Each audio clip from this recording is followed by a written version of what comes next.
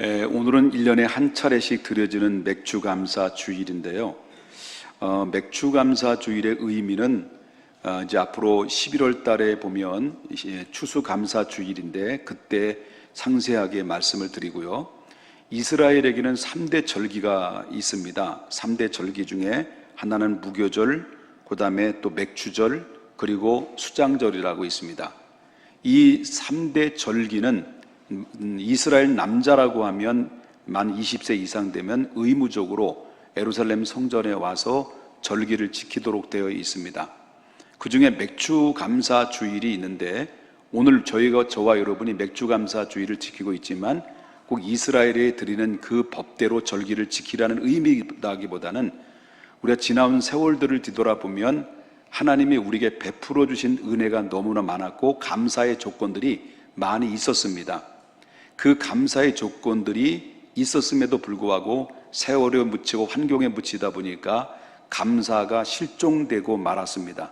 그래서 다시 한번 잃어버렸던 감사를 다시 상기하며 그리고 또한 하나님 앞에 다시 한번 감사하는 마음을 회복해서 남은 미래를 감사하고 또 감사하는 삶을 살다 보면 우리에게 앞으로 좋은 일이 더욱더 차고 넘치게 된다라는 확신을 가지고 도전받는 고귀한 시간이 바로 추수감사주리에 정신이 담아 있다라고 볼 수 있겠고요.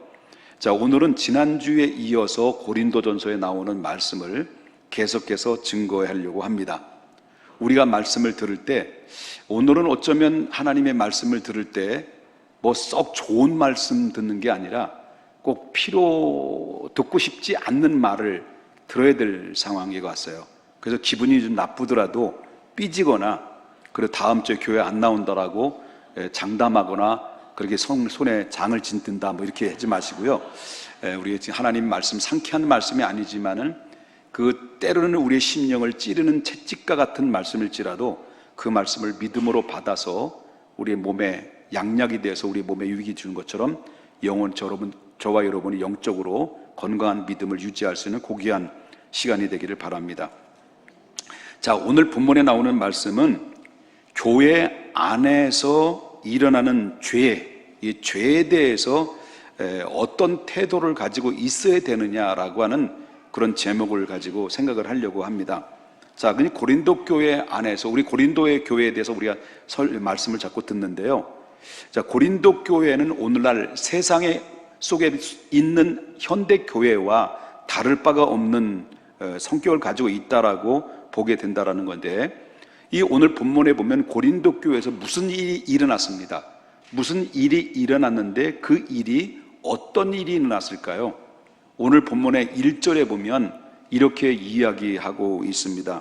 한번 보겠습니다. 1절을 너희 중에 심지어 음행이 있다 함을 들으니 그런 음행은 어디서도 찾아볼 수 없는 거죠. 이방인 중에서도 없는 것이라. 그가 그 아버지의 누굴 취했다는 거죠? 아내를 취하였도다 하는도다. 어디서 그런 일이 벌어졌다라는 거죠? 교회 밖에서 이루어졌다는 거예요? 교회 안에서 이루어졌다는 거예요? 교회 안에서 이루어진 사건이다라고 하는 거죠. 교회가 그런 일이 어떻게 있을 수 있어? 엽기적인 일이 어떻게 그런 일이 일어나? 라고 할 수 있지만 일어날 수 있어요. 왜냐하면 교회 안에는 죄인들이 모여서 의인이 되어가는 과정에 놓여 있기 때문에 그럴 수도 있고요.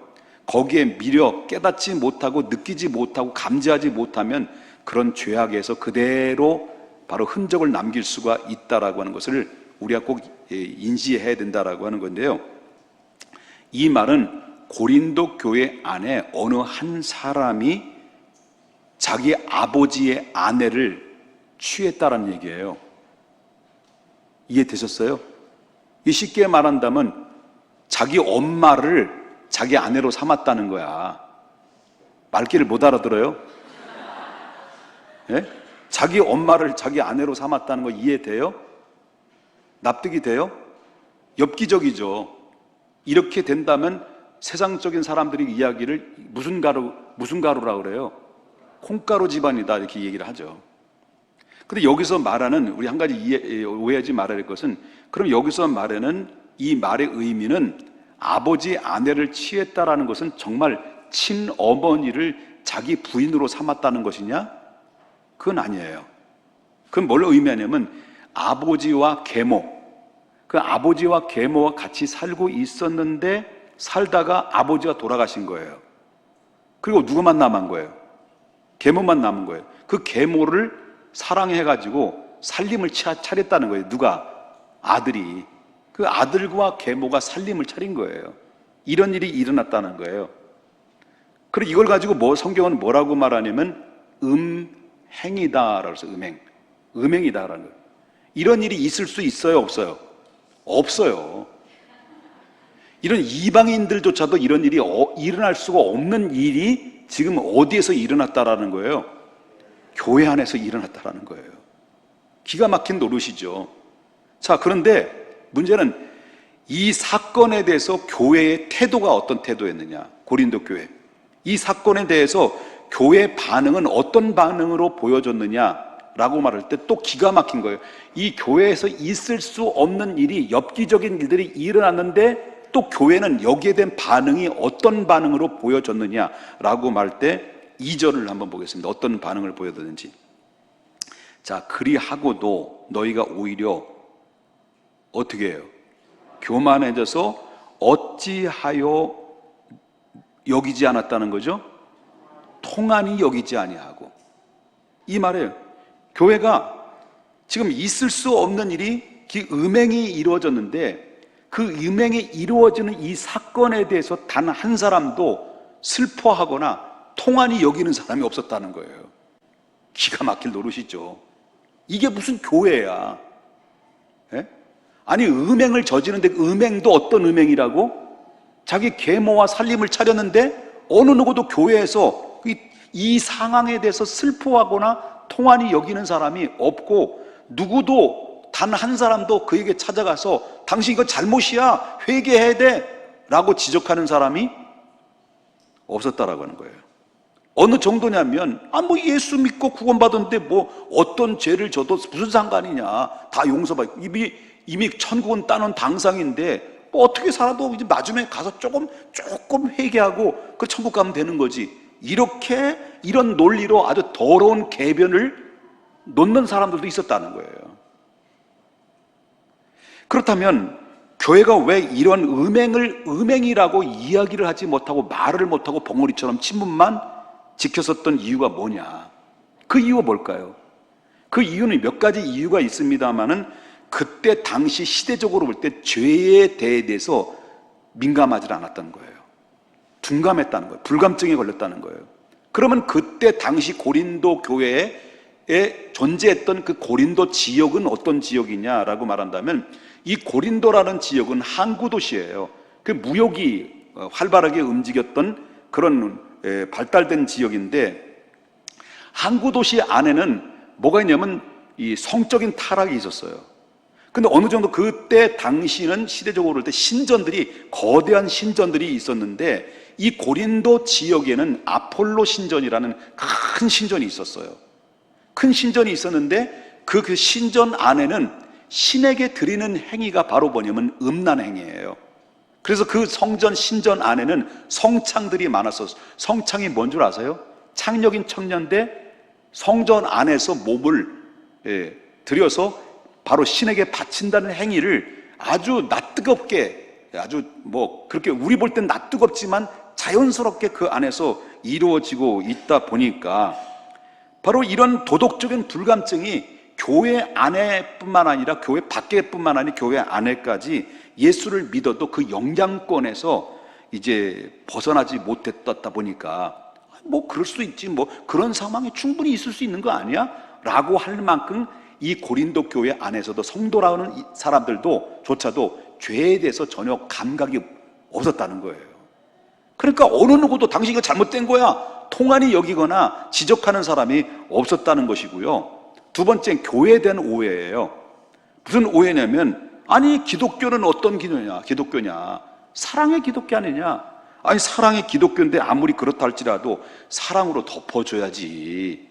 그거 가지고 음란이니 음행이니 그렇게 할 수 있게 이 사랑이 메말른 거 아니냐?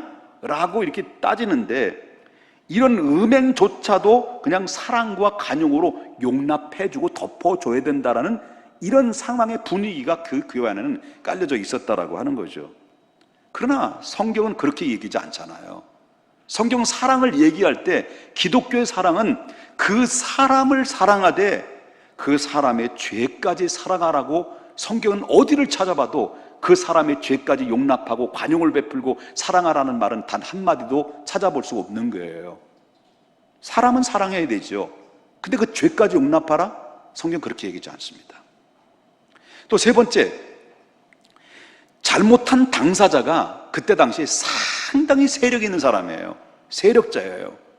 그러니까 교회 안에서도 이 사람은 돈도 많고 정치력도 있고 교회 안에서 뭐 열심히 안 하면 몰라. 음행은 음행도로 저지르면서 열심히 교회에서 일을 해요. 그리고 또 교회 안에서 공헌도가 커요. 돈도 많으니까 헌금도 막 하되겠죠. 그리고 오고 막 이렇게 보내주는 거예요. 막 하고. 그러니까 사랑을 독차지를 하는 거죠. 그런데 죄는 져도 아무 말도 못하는 거예요. 왜? 무서워서. 그 사람 앞에 눈치만 보고 당신 잘못했어, 그거 잘못된 거야 라고 뭐를 못했다는 얘기예요. 왜? 그만큼 세력이 있기 때문에. 자, 바울은 고린도에서 멀리 떨어져 있었기 때문에 그 소리를 들은 거예요. 과연 그런가? 정말 있을 수 없는 일이 교회 안에서 있었는가? 그런지 안 그런지에 대해서 사실 여부를 가립니다. 그리고 오랫동안 바울은 고민하고 기도합니다.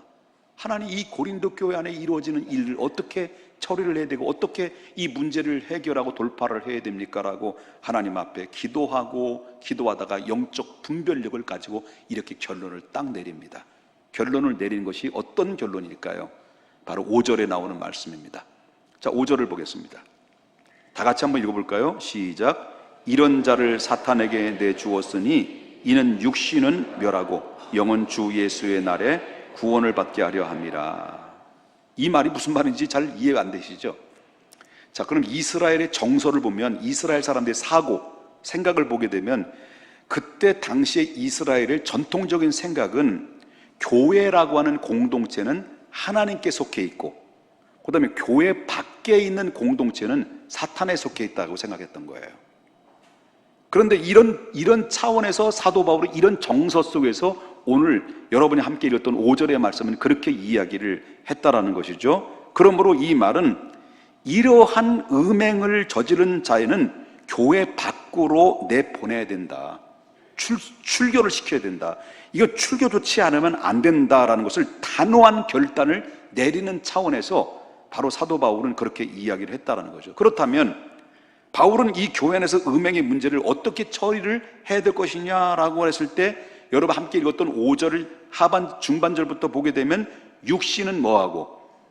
멸하고, 영은 어떻게 하고요? 주 예수의 날에 구원을 받게 하려 함이라.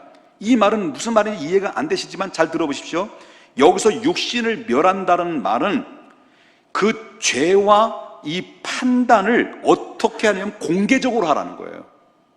일단 당신이 이거 이렇게 행했습니까? 맞습니까? 라고 질문했을 때 아니다, 맞다 라는 것을 처음에는 경고하고 처음에는 권면을 하지만 그래도 말이 안 되면 공개적으로 이 문제를 드러내라는 거예요. 드러내라. 이렇게 됐을 때 당자자는 공개적으로 딱 드러나게 되면, 여태까지는 은밀하게 자기 누구하고 사는 거예요. 살림 차린 거예요. 계모하고 살림을 차려서 다른 사람 알고 있으면 시시시시 하고 말도 못하다가 바울이 권면한 것은 바로 뭐냐면 이 사람을 드러내라. 잘못을 공개적으로 드러내라. 그렇게 드러나게 되면 당신이 그 말을 듣고 자기가 잘못됐다라고 하는 것을 회개하고 용서할 수 있는 기회를 주게 되는데, 나는 잘못한 것이 없다. 내가 그게 뭐가 잘못이냐? 라고 우기게 되면 그것은 더 이상 이 사람은 회개할 기회조차도 없는 사람으로 간주하고 이 관계를 끊어라. 출교 조치를 하라. 그렇게 얘기를 해요. 그래야 악한 것이 교회 안에 전염되지 않고 그 거룩함을 계속 지켜나갈 수 있기 때문에 그렇다, 그런 얘기예요. 그리고 다른 사람이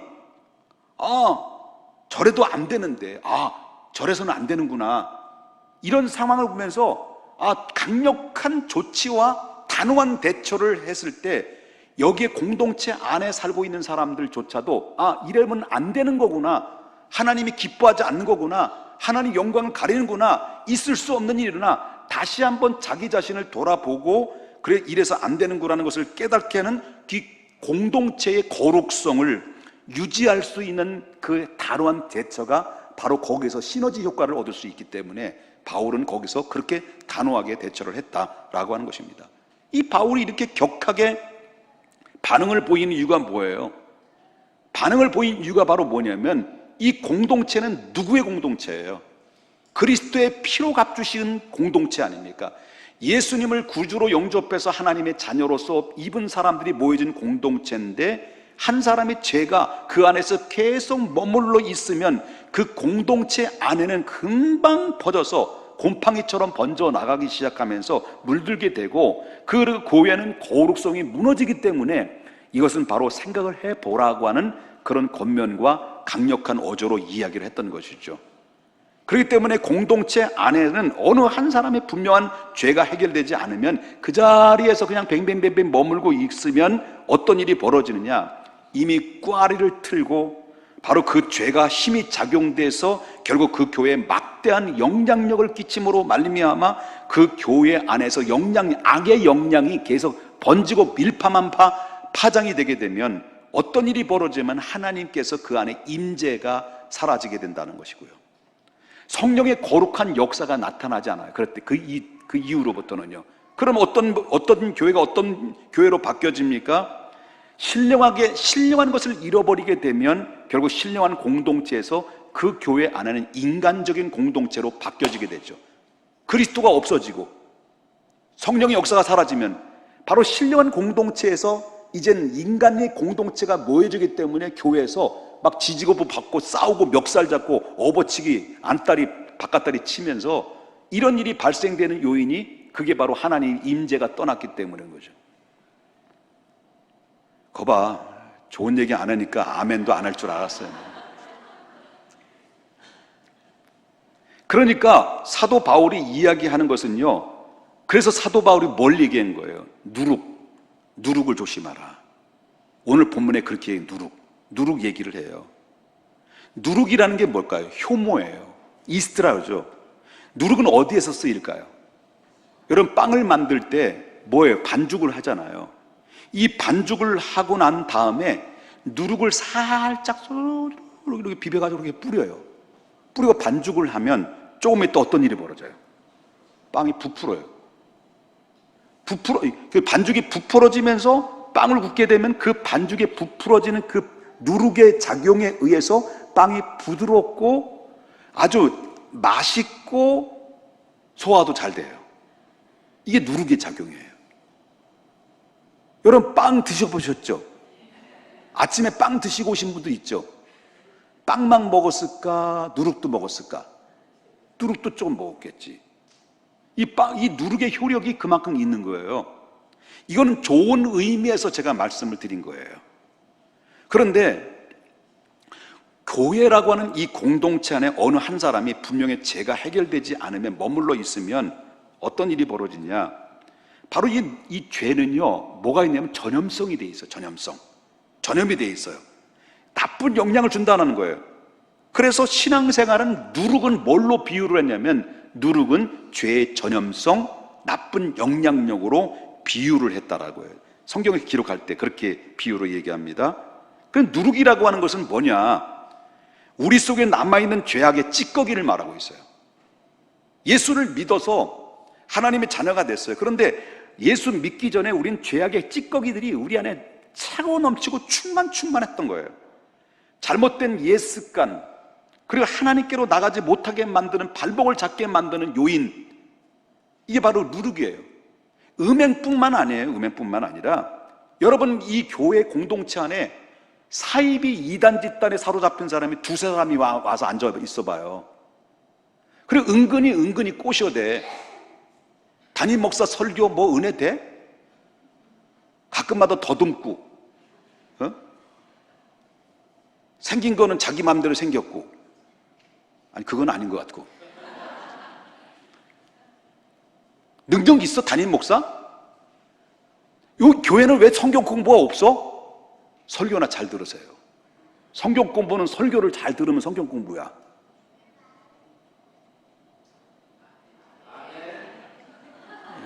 나 시간 많아요. 여러분 아침 안 드시고 오셨지? 나는 누룽지 먹고 왔는데. 여러분,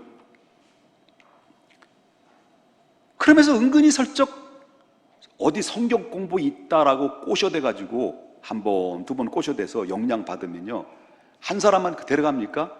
팥고물을 묻혀요. 팥고물을 묻히면 엄청나는 거예요. 그래서 이 이단 사이비 집단의 이단 사상에 한두 명이 딱 묻혀 있으면 교회는요 엄청나게 파장이 일어나게 되는 거예요. 이런 일이 벌어지게 되는 거죠. 영향력, 이 죄의 영향력, 이 누룩 같은 영향력, 이 곰팡이, 이런 썩은 곰팡이들이 결국 교회를, 공동체를, 거룩성을 무너뜨리게 만드는 일들이 벌어지게 된다라고 하는 것입니다. 여러분, 젊은이들이 우리 교회는 많이 있어요. 다음 세대들이 있죠. 얘 너희들 시험 잘 봤냐? 시험에 시험 든 거 아니야? 젊은이들이 많이 있어요. 근데 젊은이들이 교회에 왔을 때는 누구 보고 와요? 맨 처음에는 주님을 만나러 와요. 그래 주님을 보러 오는 거예요. 근데 주님을 보러 교회로 왔는데 자꾸 주님이 안 보여, 여자가 보여. 주님을 만나러 교회에 왔는데 자꾸 남자가 보여. 그러다 보니까 주님의 문제가 아니고 자꾸 이성의 막 눈을 뜨게 되고, 영의 눈을 떠야 되는데 막 이성의 눈을 떠가지고 주여 안 보이고 주여가 아니에요. 여자여라요.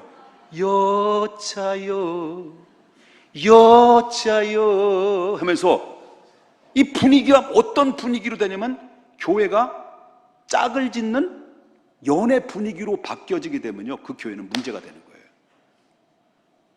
주님 제대로 만난 다음에 여자가 보여야지. 주님을 보려고 왔는데 여자가 보이면 안 되는 거죠. 그래서 학생들이 그래서 막아야 돼. 이성교제는 절대로 목숨처럼 막아야 돼. 너희들끼리 이성교제하면 쫓겨난다는 거 알지? 그래도 하는 친구들이 있어요. 내가 알아. 그래도 이성교제하는 친구들이 있어요. 내가 알고 있으면서도 모르는 척하고 귀해주는 거 알지? 그러면 공개적으로 세워가지고 어떻게 한다고? 바울 사도가 누룩이라는 거예요. 이게 좋은 누룩이 아니라 악한 누룩이 영향력을 줘서 그 공동체의 거룩성을 깨지게 되면 그거는 끝이다 라고 하는 것이죠.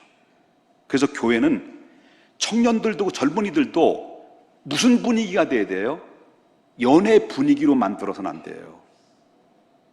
그래서 교회는 연애한 장소다, 이렇게 평가를 받아서는 우리 교회는 끝난 거예요. 그럼요, 잘못된 거예요. 젊은이들도, 어른들도, 아이들도 조차도 우리는 주님밖에 몰라요. 그랬더니 여자가 생겼어요. 그래야지. 그래야지요. 여러분, 누룩은 말과 행동의 역사 통해 나타나는데, 말은 누룩처럼 퍼지게 되어 있어요. 그 말 한마디 한마디가, 내가 뱉는 말의 한마디가 사람들을 살리기도 하고 사람들을 죽이기도 해요. 여기는 김 목사는 어떤 사람입니까?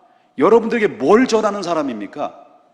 그냥 예수 믿고 복 받으세요, 또 예수님 믿고 형통하세요, 예수님이 기적의 능력이 나타납니다, 치유의 역사가 나타납니다, 하나님 여러분들 3대, 1000대까지 복을 내려주겠습니다 라고만 계속 여러분들을 기뻐하는 소리만 계속 외친다고 한다면 언제 회개해? 여러분 언제 회개해요? 그러면서 바울은 예수 믿는 사람들은 누구냐, 예수 믿는 사람은 누구냐라고 말할 때 분명히 말합니다. 7절에 이렇게 얘기해요. 예수 믿는 사람에 대해서 너희는 누구냐 할 때 나는 누구요? 그래야 되죠, 그죠? 자, 7절에 보면 너는 누구냐 할 때 나는 누룩 없는 자요. 그래. 자, 너희는 누구라고요? 누룩 없는 자인데, 그렇습니다. 여러분 예수 믿는 사람 예수 믿으시죠? 여러분 예수 믿으면 여러분 안에 누룩이 있다는 거예요, 없다는 거예요? 없다는 거예요. 우리에 붙어있던 누룩이 언제 없어졌느냐 하는 거예요. 언제 없어졌느냐? 이걸 교리적으로, 신학적 교리적으로 말한다고 한다면 예수님을 영접하는 동시에 예수의 십자가를 통해서 우리의 죄가 내 속에서 완전히 씻어진 거예요. 그래서 너희는 누룩이 없는 자가 됐다라는 그런 얘기예요. 여러분 지금 예수님 누구셔요?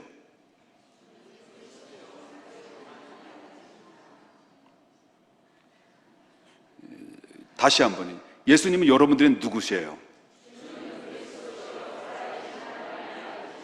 여러분 정말 이 사실을 믿으십니까? 여러분 이 순간에 예수님은 그리스도시여 살아계신 하나님의 아들입니다, 나의 아버지입니다라고 고백함과 동시에 어떤 일이 벌어지면 내 누룩이 떠나지는 거예요.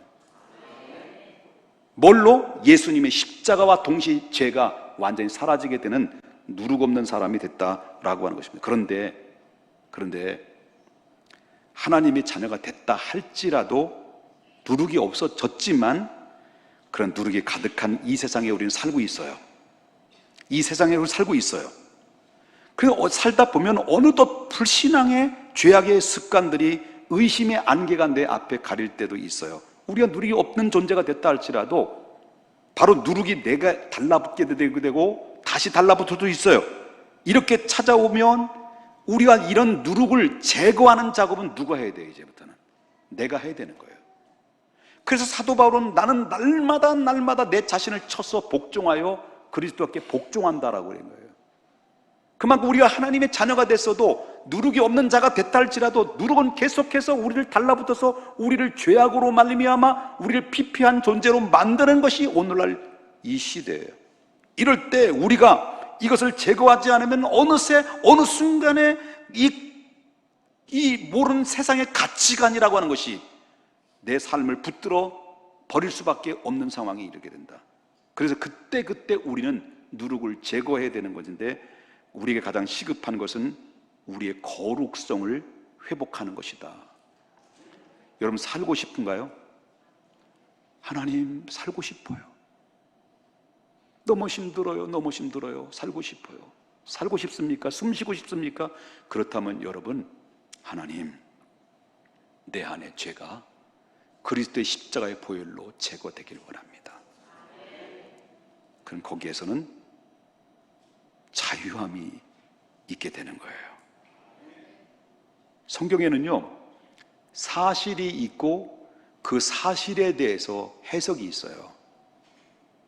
어떤 사건을 말하고 그거에 대한 해석과 결론을 내리는 것이 성경인데, 표면적으로 음행 사건이 드러나게 되면 어떤 사람을 내보내라고 하지만은 그것을 통해서 바울이 진정으로 전하고 싶어하는 그 의도가 뭐냐, 그 메시지는 바로 뭐냐면 거룩해지라는 거예요. 거룩해지라. 그래서 교회는 내 음행 사건을 다툰 이후에 본문의 총 주제가 바로 뭐냐라고 말한다면 교회와 성도의 거룩을 이야기하고 싶었던 거예요. 여러분, 하나님은 어떤 분이에요? 여러분에게는 하나님이 어떤 분일까요? 하나님은 두 가지, 많은 속성이 있습니다만 두 가지를 크게 대표로 주고 두 가지가 있다고 하죠. 하나는 뭐예요? 거룩하신 하나님. 또 한편으로는 사랑의 하나님입니다. 여러분, 부모가 자식과 함께 하기를 원해요? 꼴도 보기 싫어 내보냈으면 좋겠어요? 네? 중2는 달라. 중2는 집 나갔으면 좋겠어. 미안해요, 농담이에요. 네, 농담이에요. 또 교회 나간다고 그러면 안 돼. 네. 부모는, 내가 낳은 자식의 부모는 항상 자녀와 함께 하고 싶고 자녀와 함께 사랑의 공유를 하고 싶은 것이 부모의 입장일 거예요. 하나님도 마찬가지예요. 하나님은 언제나 우리와 함께 하시기를 기뻐하신다는 거예요. 그러나 문제는 바로 뭐냐면 우리가 어떻게 된 거예요? 하나님이 거룩하신데 우리가 거룩하지를 못한 거예요. 그럼 우리가 어떻게 깨끗해질 수 있을까요?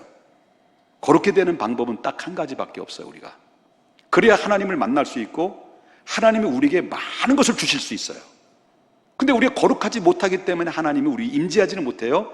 그럼 우리가 거룩해질 수 있는 방법은 딱 한 가지인데 그것은 바로 우리의 죄와 더러움을 회개하고 예수님의 피로 날마다 씻어야 돼요. 그리고 십자가 앞에서 나와서 예수님의 보혈로 씻어주기를 하나님 간절히 간구해야 돼요. 이럴 때 거룩한 행위를 통해서가 아니라 죄 씻음을 통해서 우리는 깨끗해질 수 있고 하나님과 막혔던 것이 상통하는 놀라운 역사가 임하게 된다라고 하는 것이죠. 여러분 신앙생활을 하다 보면 어느 순간에 자꾸 내 자신이 더러워지고 또 추하다는 생각이 뼈저리게 느끼고 있다는 것은요, 느낌이 온다는 것, 감지한다는 것, 그 은혜예요. 그걸 감지하지 못하는 것은 그거는 은혜 아니에요. 거룩함으로 나가기 위해서 씻으라는 하나님의 사인이에요. 그러므로 자신의 더러움을 자꾸 보이게 되면, 내 자신이 자꾸 더러운 것이 보여지게 되면 우리는 깨끗하게 씻어주시옵소서라고 하나님 앞에 정결한 마음을 달라고 간절히 기도해야 돼요. 여러분, 우리가 살고 있는 시대는요, 어떤 시대에 살고 있을까요? 잘 들어야 됩니다. 우리가 살고 있는 이 시대는요, 더러운데 더럽다고 말을 하지 않는 시대예요. 우리가 살고 있는 이 시대는 나쁜 것인데 나쁘다고 말하지 않는 시대, 악한 것인데 악하다고 말하지 않는 시대에 우리가 살고 있어요. 이 시대를 포스트 모더니즘 시대라고 얘기해요. 이 포스트 모더니즘 시대의 그 가치는 어떤 가치냐, 핵심 가치는 뭐냐? 모든 것이 상대화라는 거예요. 상대화. 모든 것이 상대화라는 것이 뭐냐? 선도 악도 생각하기에 나름이다라는 거예요. 이게 바로 포스트 모더니즘의 정신이에요. 포스트 모더니즘 이 안에는 뭐가 들어있어요? 뉴에이지 운동이 들어있어요. 선도 악도 생각하기에 나름이다. 그래서 자기 입장에서 보면 악인데 상대방의 입장에서 볼 때는 선일 수도 있다 라고 하는 거예요.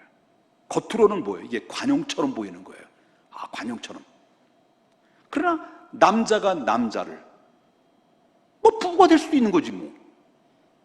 여자가 여자를 배우자로 삼을 수 있는 거지. 뭐가 그게 흠이 돼? 당연시 하는 시대가 오늘날의 시대. 기독교는 동성애를 적극적으로 반대합니다. 저도 목숨 걸고 반대합니다. 바로 동성애는 인권법으로 이건 잘못이라고 말하면 앞으로는 경찰서에 끌려가서 벌금 내야 됩니다. 제게 이 수갑을 채우고 나를 끌고 가는다 한다라도 성경에 말하는 것은 잘못됐다는 것은 잘못된 거 얘기해야만이 그게 목사라고 저는 생각합니다. 그렇다고 제가 여러분들께 지금 정의롭고 괜찮은 놈이다 라고 자랑하는 건 아닙니다. 이게 당연한 것이다라는 거죠. 근데 오늘날 젊은 목사들 중에서도 개 중에는 동성애가 무슨 죄냐? 눈을 콱. 로마서 1장 좀 봐라 제발. 하나님의 창조의 질서가 뭔지를. 아니 여러분 딸이 여자를 데려와서 나의 배우자입니다. 엄마 아빠 허락해 주세요. 허락해 줄 거요? 말도 안 되는 소리. 그런데 허락해 주마라고 하는 시대가 온다는 거예요. 왜? 포스트 모더니즘 이 정신. 그럴 수도 있는 거죠. 이게 점진적으로 잠식돼서 사람의 마음을, 사람의 정신을 완전히 그렇게 만들어버리고 무감각하게 만들어보는 시대. 그런 것이 개인의 취향이고 뭐 선택에 할 수 있는 것이 무슨 정죄거리가 있냐고요? 아닙니다. 하나님은 죄라고 말합니다. 여러분,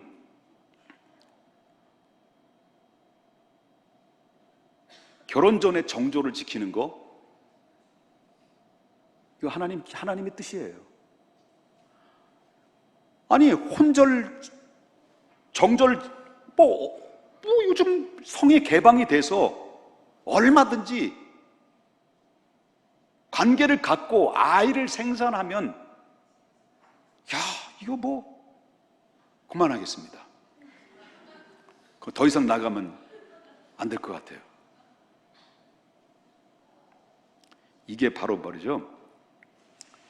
포스트 모더니즘의 정신은 뉴에이지 운동도 있고 에큐메니컬 운동에 거기도 포함되어 있어요. WCC, 세계 교회는 하나다. 세계 교회는 하나다인데 요게 교묘하게 뭘로 둔갑해요? 종교는 하나다. 이게 바로 정신이 에큐메니컬 정신. 종교는 하나다. 그래서 다시 말한다고 한다면 이거는 뭘 의미하느냐 잘 들어야 됩니다. 목숨 걸고 지켜야 돼요, 여러분. 진리와 비진리가 합치자는 거예요, 이거는. 거짓과 진실이 합치자는 거예요. 이게 모더니즘, 포스트 모더니즘 정신이에요. 오늘날 이 시대 그렇게 우리가 살고 있어요. 제4차 산업시대 속에 인문 가정에 있을 때 이런 것은 더욱더 사람의 마음을 썩게 만들고 정신을 썩게 만드는 가운데 있고, 죄는 죄라고 여기질 않아요. 그렇기 때문에 세상법이 교회 안에 들어와가지고 세상법이 교회를 잠식시켜버려요. 그래서 이 하나님의 법이 세상법에 의해서 결국은 판단받고 이렇게 정죄를 당하는 이런 상황에 이루어지게 될 건데, 여러분이 믿는 믿음이 앞으로는 희귀한 시기성을 가지고 있다. 성경책 들고 다니잖아요. 여러분 다 스마트폰 들고 다니잖아요. 근데 성경책 들고 다니면 희귀한 존재로 볼 시대가 올 거다. 그러나 산자와 죽은 자를 심판하실 때 그때 산자와 죽은 자는 가려지게 돼 있어요. 예수 잘 믿으셔야 돼요. 이런 사상이 점점 일반화 속에서 계속 파고들고 있고, 죄라는 말을 없어지는 세상, 앞으로는 사람도 세상도 다 부패해지면서 하나님의 역사는 희미해지고, 그러므로 각자의 자기 속의 누룩을 제거하고 순전함과 진실함으로 이제는 거룩성을 회복해야 됩니다. 악하다고요. 지금 이 세상에 지금 이런 상황이 있다 할지라도 여러분, 이 대상은 목회자도 그렇게 될 수 있는 대상이에요. 목사도 회개하지 않고 누룩을 제거하지 않으면 목사도 인간인지라 건달되는 거예요. 건달 목사가 그냥 건달일까요? 누룩을 제거하지 않으면 건달되는 거예요. 여러분, 마지막 이 시대에 우리가 지켜야 될 것은, 여러분, 음행은 버리세요. 음행. 하나님이 기뻐하지 않는 음행을 버리시라는 거예요. 음행은 그냥 육체의 음행만 뿐이겠습니까? 그게 아니에요. 하나님을 떠나는 것이 음행이지. 기분 안 좋으시죠? 그러나 들으세요. 들으셔야 됩니다. 귀 있는 자는 성령이 하시는 말씀을 들으라. 이 말씀 듣고 우리가 거룩성, 정결한 마음 주시옵소서. 오 주님, 정직한 영을 새롭게 하소서.